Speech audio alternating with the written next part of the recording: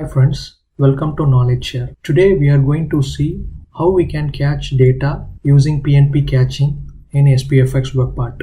Everyone needs to know why do we need to use caching. All the applications will communicate with the backend store to retrieve the data and then to be displayed to the end users. What if there is a possibility that the data that are not meant to be changed often in a day?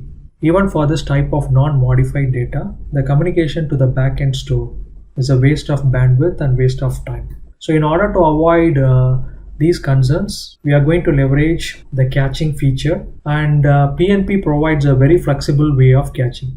So let us see the general caching features and also features provided by PNP. So if you see the general caching features, so once you started using caching, you can reduce the transaction calls. You can minimize the usage of bandwidth. Since the transaction to the external system or to the backend server is minimized, it will increase the page performance, and it will also reduce the load time because all the data are stored in browser local cache or session cache, so that the retrieval will be very fast. So moving on to the PNP caching features. So when you try to use PNP caching, it has a helper file with a built-in model for catching the data from SharePoint. All the boilerplate codes are already available, and they have provided a very easy way to get and set the cache values. And there is an important feature which automatically pull the items from SharePoint if the cache value is expired. So there is no need for us to check whether the cache is expired or not and then to pull the data. It will automatically do all those things. So enough of the theory. Now let us move to the demo. Let us see a demo on how we can leverage PNP caching feature. Here I have added the web part in the workbench.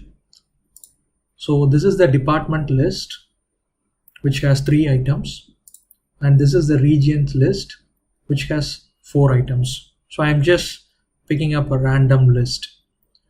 So here I have 2 buttons. One which is using the global PNP caching configuration which is set in the web part, and this button will use the per call caching. We call it as per call caching, where you can set the configuration for a call. Instead of global configuration, if you set the configuration per call, then the configuration will be used only for that call, not for other transaction calls. So let me open the developer tool.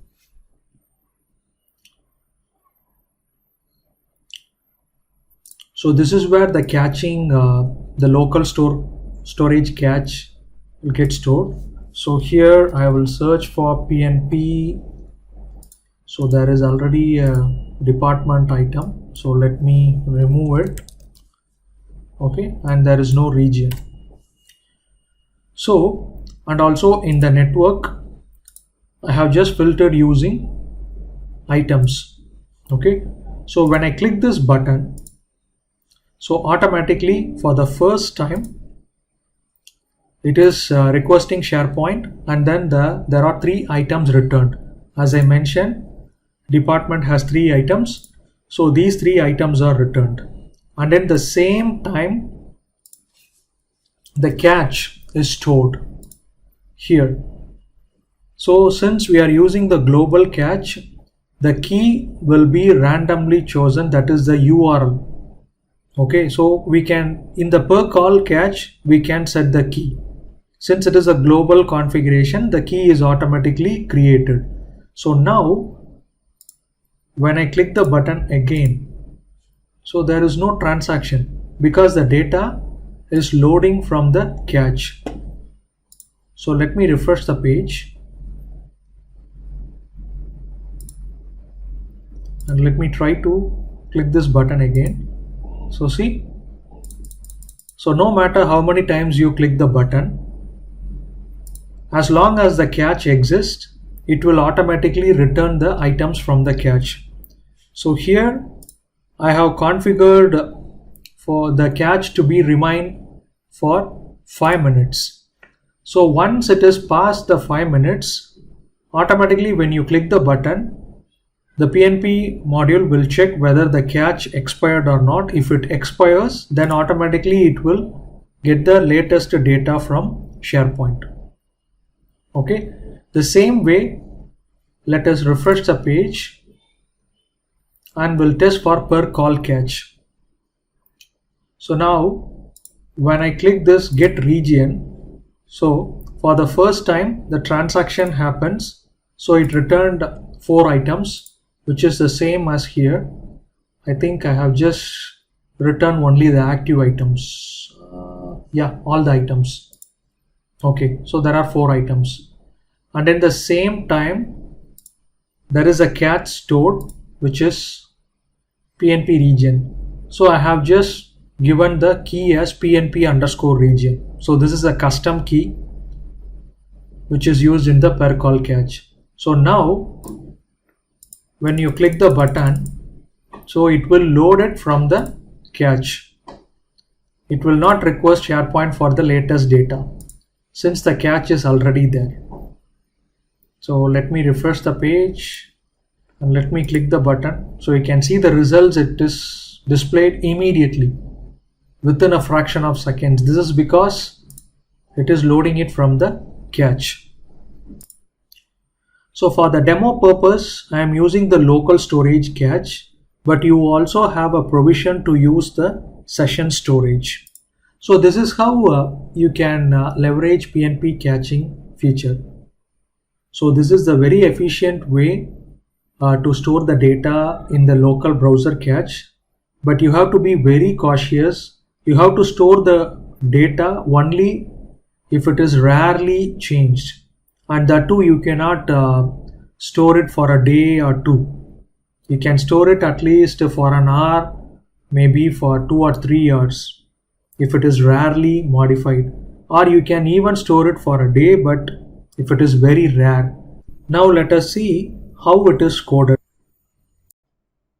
So here I have created a lot of web parts, and this is the PNP caching web part which is created using Yeoman SharePoint Generator version 1.11.0, and the framework I have chosen is React. Okay, and I have also installed PNP SP and PNP OData module, which is mainly used for caching techniques. So the first is the webpart.ts file. Here, when setting up the context for PNP SP object, you can also set the global configuration for caching. So there are a couple of properties: default caching store, where you can set it as either local or session. The next is default caching timeout seconds, which is, I have set it as 300, which is 5 minutes. So the value should be in seconds. The other property is global cache disable. As you can see, you can set it to true in case of debugging or testing. It has to be false, because if you set it to true, then none of the data will be cached. So since this is a global configuration, it will be applicable unless you define the configuration per call. If you define the configuration per call, then it will override the global. If you didn't, then it will use the global configuration.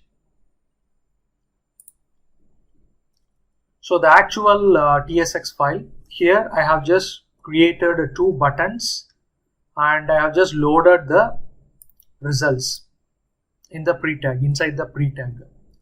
So the first button, what I am doing is setting the loading symbol, state, and then I am just calling the list.getByTitle department list.items.usingCaching.get.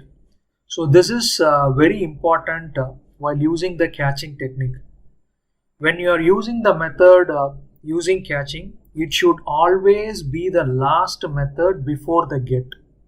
After this using, it should be get. You cannot use any other method, because the caching, it won't catch the correct data.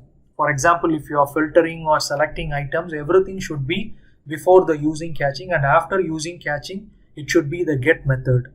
Also, the catching will work only for the get request type. You cannot use the catching for post request. That is, while adding the items or while updating the items, you cannot use the catching. So it is only for retrieval.